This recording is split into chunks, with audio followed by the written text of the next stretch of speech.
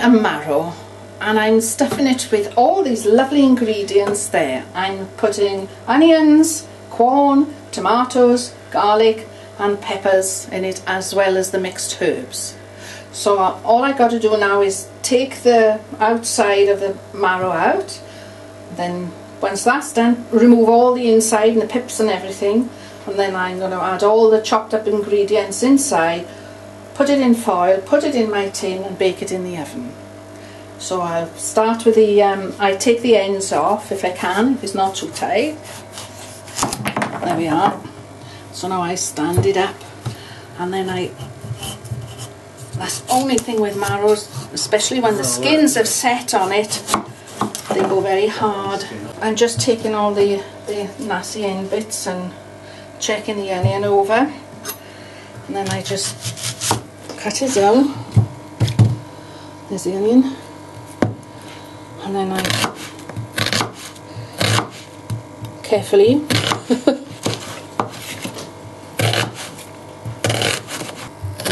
the onions now I will pop into the pan with the corn. I'm going to cut up the pepper, take the end off, remove all the seeds. We don't want seeds in it.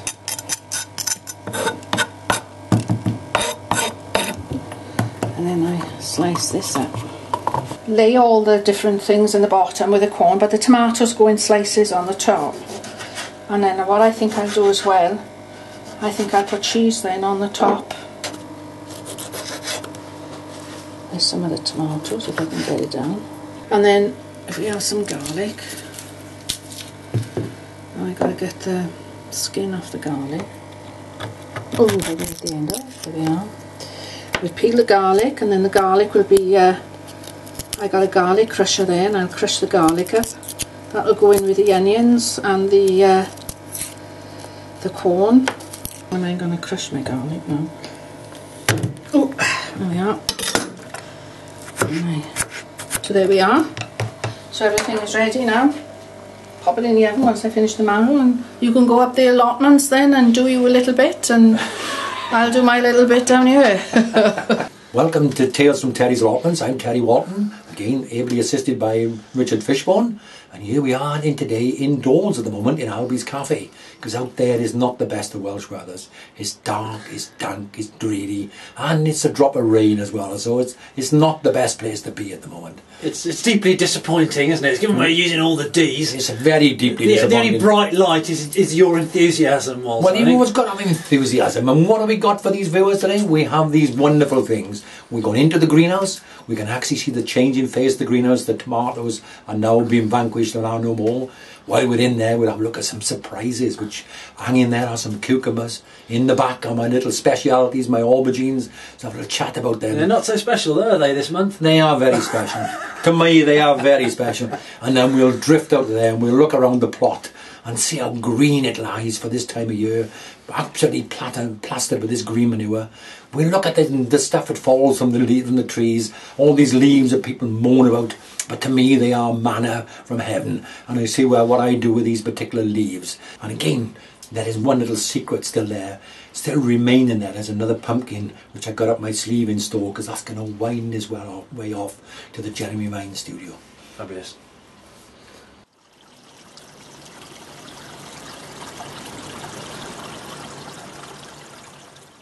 Well, this part of the greenhouse is looking a bit sparse, apart from a few cheeky little winter salads. How do you get on with these? I've never really bothered sowing spring onions at this time of year, but they're coming. They'll make some nice little tasty onions to go. They've got the lettuce there. I mean, they were going to go under the cloche outside, but right. That's dubious now, because as the daylight disappears, stuff slows down growing. So I think I'm going to grow those in pots in the greenhouse along with those spring onions for a bit of winter salad. Yeah. And again, you notice the empty space is developing. it's goodbye to the tomatoes slowly now. They've done their long stint and they are now tired. Yeah. So this is now ready. This border now, because I grow in here, is part of my crop rotation. This has done 2 years of growth. Right. So that now has to go back to the soil. Okay, so you're going to dig all that out. That's all going to come How out. deep down do you dig it then before you, when you take That'll it all go out? down a good 18 inches. 18 Right. inches, maybe 2 foot. Okay. All that will go out. And this is the perfect stuff for making next year's carrot bed. Right. That manure is all spent. It's not going to have any effect on making the carrots fork. Right. So that'll come out. A good bed of new, well-rotted manure in there. Right. Covered by plenty of compost from my compost bins. Leave that settle over winter.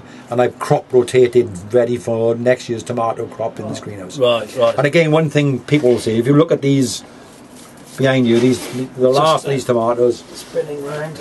last of these tomatoes, they are looking dry and there's a few tomatoes on there. I do not compost those spent haulms. No. One problem with tomato is it doesn't mean no blight in them, not I'm aware, but there's always that possibility a couple of spores will lurk in there. I put it on the compost bin, then the likelihood that'll spread to my potatoes in the ground. So they'll be chopped up, put into recycling bags, taken off to the council depot, where they can be treated at a high temperature to kill all those spores off. Okay. You're assuming quite a lot there, aren't you? I am assuming that, yes. Well, I am got the problem. What I am lacking, and I have one, rather small, but I have one. That's pretty, isn't it? It's pretty. It's a lovely looking thing. It's a lovely looking It's a gorgeous looking thing, but it's probably 3 months away from being. No. This is grown for a purpose. A week on Friday, we have a big occasion in the Walton household. Right. My son is getting married. If I can grow 2 of them as a pair of earrings for Anthea, that'll save me some money. I was going to say. I mean, like a perfect drop of earring, wouldn't it? That would make it perfect. It's more of sort of Victoria Plum, isn't it? I can't understand, though. It's just thrown. It does look pretty. It looks wonderfully pretty. But yeah. none of the blossoms are set in. They're all just drying and dropping off. But I think perhaps it's something to do with the integrity of the plant as well. You know. Yeah. But it's not because we sometimes just automatically assume that the whole scenario is, in sync with the climate and the way the weather. But sometimes the integrity of the seed just makes an enormous difference. It is, and these are supposed to be hardy, supposed to be for outdoor growing, and I can grow them indoors. That's how poor a gardener I am. Yeah. But they do look nice. It's looked pretty at the end. It was worth But it's not one of your successes this year. Not one of my successes, no. But I said I've got one aubergine there, which will appear somewhere. I mean, there's one thing, I can do when I come down. I mean, obviously, I always enjoy coming down, but I do take some reassurance by the realities that even a sage like you can have some failures in the vegetable plot. Yeah, but a sage like me has never grown that particular aubergine before. You see these and you get enticed by these catalogues, get enticed by these words that they will grow hardy, they will grow anywhere, and they'll give you plenty of fruit. Well, there's also people sending you freebies all the time, aren't they? And you're sort of, here we go, Terry, here's a nice little present for you. Which company sent you that? I don't think you should have anything to do with the company that sent you those. No, that I actually bought. That's probably why it didn't grow. That cost me some cash. Yeah, it did. But so, in the warmth of this greenhouse now, cast your eyes over the plot there. Look, I mean, it's... Yeah, no, the plot's looking absolutely fabulous from up here. It is wonderful. I mean, one of the beauties with gardening on a hillside there as well is that you do have this, not only do you have the luxury of gravity water feeding, but also you can really see everything sort of expand beneath you. You can. It really is now still an oasis of green, which is not like my old days of gardening. In my old days of gardening, by now we'd have had a September frost, winter crops would be in the ascendancy, and all remnants of summer would have gone. Yeah. And I've been out with my spade, and then what they say about this time of year is the 3 Ps. Right. You stand here and you get your plan, so you get your crop rotation. Yeah. You then look at where you're going to prepare each bit of ground with the various stuff, whether you're going to put manure, whether you're going to put lime, whether you're going to put compost, and then comes the horrible bit, pain in the back, when you have to get out the spade or fork and start preparing that soil. Yeah. So that's the time of year. I mean, what's that like for you these days? It's very, very difficult at my age. Do you have to take ibuprofen in the morning? No, I get somebody to do it for me. I mean, I keep waiting for you to come. You come down and eat the veg, but you never put any effort in. No, I've never started. You notice I've never offered either, because I've always thought if you're going to set a precedent, it's good to do that, but in a way that's kind of in keeping with what you're prepared to continue with. And you know, digging definitely is not my I'm a young man like you. Would only be day a week's work for you. This would be perfect for you. I could sit back you're and probably right. you know, It's a day a week. I could be doing something else. yeah. But look at the pleasure you get on this Welsh Hillside doing a bit of work. It's true. The pleasure is in coming down and talking to you and taking some of your vegetables home.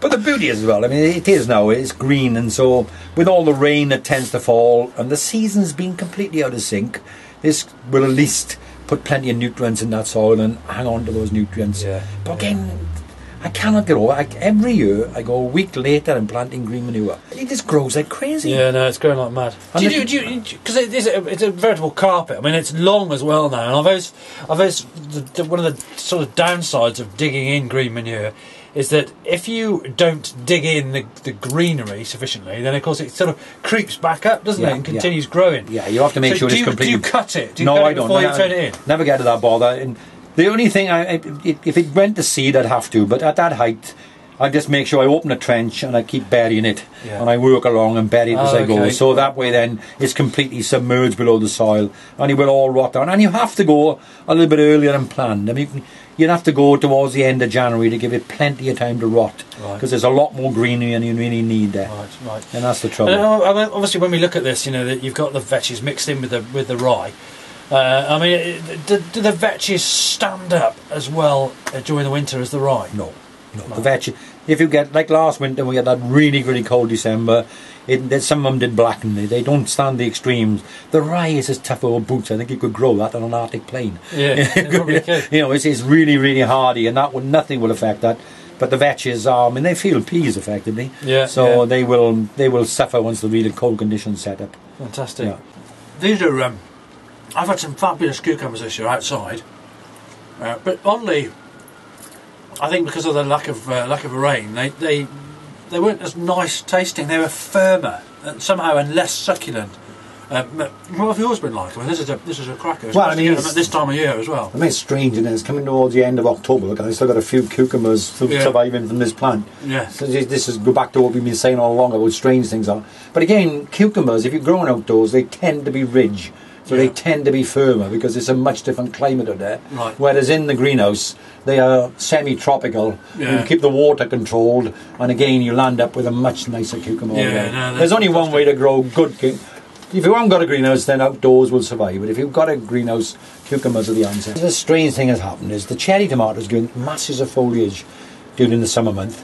And some of those actually I miss and they drop off. Right. And they've fallen into the pot which is housing that cucumber. And immediately they've thrown into life, and I've now got about 50 little tomato plants. I've plucked them out of that pot, so they're fabulous little seedlings here. Yeah, really. they're very healthy looking things. If I planted those in pots and say, I mean, obviously they wouldn't be any good in the greenhouse unless it was heated. But if I took them into the house, plant them into pots, would they survive? Of course they would if it's warm enough. And you put them in near a fairly light area. You know, again, you'd have to turn in the house because they would grow towards the light. Yeah. But again, if you want a decent temperature, kept them down to a couple of trusses, don't make them too big a plant, you may well get tomatoes off them, but it's a hell of an hassle. Well, Liv, the big pumpkin has found its way off to Ross now, to my two grandgirls, some grandchildren, my granddaughters, and that's gone up there, and that's ready for the big Halloween mask. But we have to keep one for our top sponsor, which is Mr. Jeremy Vine, and this one here has got Jeremy Vine's kids written all over it. So this is going to zoom off shortly into the centre of London for the Halloween for his two children.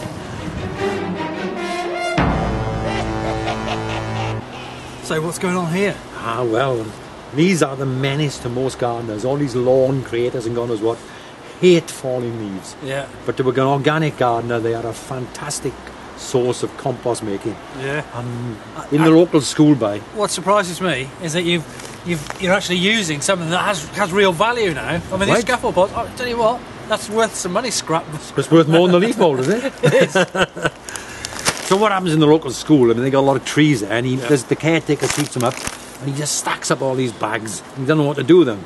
So I'm quite happy to take them away from him, and I've formed this little wire compound, which is perfect for making Yeah. compost sort of, because the air goes through, it keeps them moist. Yeah. Just cover them to keep the weight on them, to keep the bit of heat creation. Yeah. And about a year's time, we've got a fantastic rounded leaf moulder. Right. It's great stuff. It's got a lot of nutrients, and it breaks the ground and makes it very, very friable indeed. Okay. It's a very this amount of stuff would be lucky to get 2 bags of actual leaf mould out of. Right. It rots down to almost nothing. Leaves decompose to almost nothing. That's why I don't know why people in large gardens where it's under trees worry about cleaning up. Leave it there, let the worms take it back in. Yeah. But where it's a nuisance on lawns or on pathways, crack it up, give it to me, no problem. Doesn't it? If you leave some leaf litter on the lawn rather than keep raking off, it just makes for a better. The only quality trouble lawn. is if it keeps wet and it pans down, the grass underneath will suffer a bit. Yeah, a bit. But it tends to be this time of year, doesn't it? It is, So yeah, it's it's, only thing.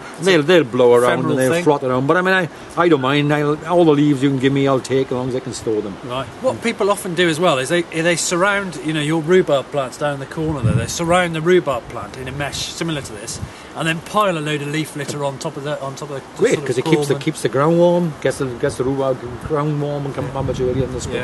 Yeah. Made, so.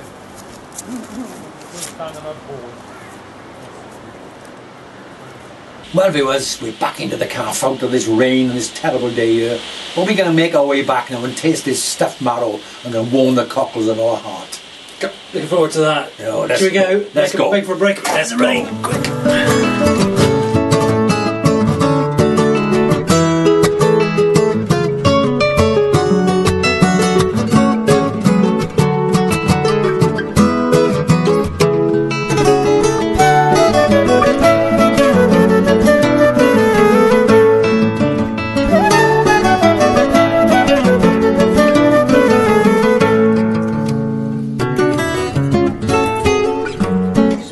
Tasting this stuff, marrow. Very nice, isn't it? Well worth waiting for. When you have that cold, wet morning on the allotments, this is delicious. Very good. And a great use for all those late crops off the allotments. Brilliant. So it's goodbye from me. That is goodbye from me. And it's bye bye from me. Till next time.